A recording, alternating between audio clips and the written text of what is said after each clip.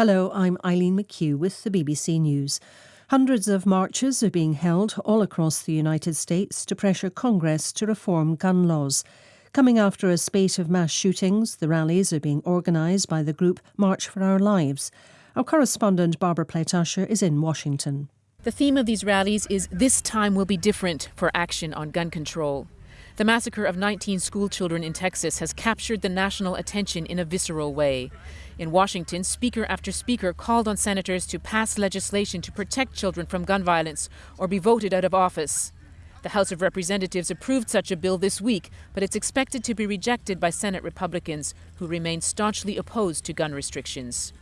Some senators are working on a modest bipartisan proposal that might at least symbolically break the paralysis in Congress over this issue.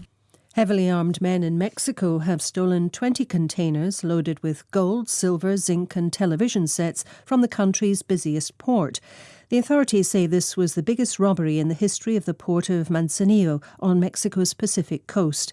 Our Americas editor Leonardo Rocha reports. Witnesses say the criminals arrived just past midnight, driving several trucks, tractor units and cranes, which were used to remove the containers. They took control of a particular area of the port where the cargo was and worked for hours without raising suspicion.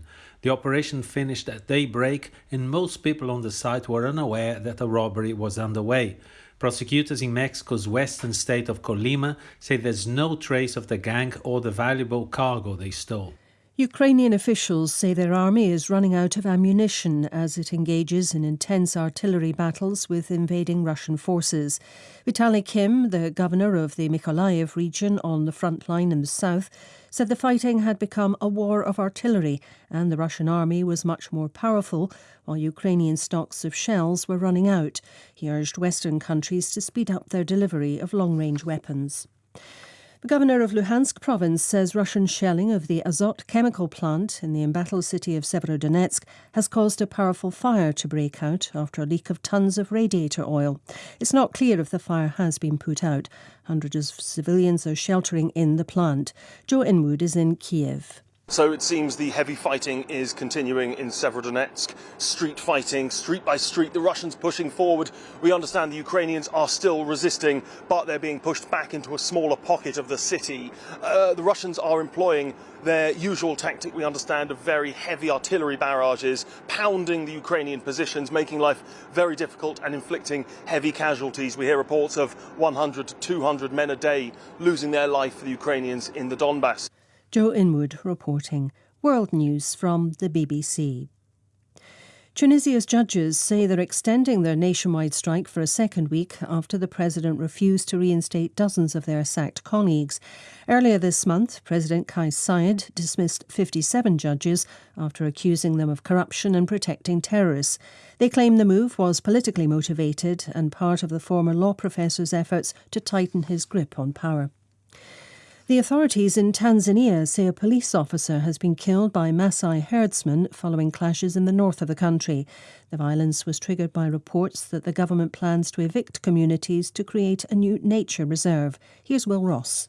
A local official said the police officer was speared to death by Maasai herdsmen in Loliondo. The area has long been at the centre of a land dispute.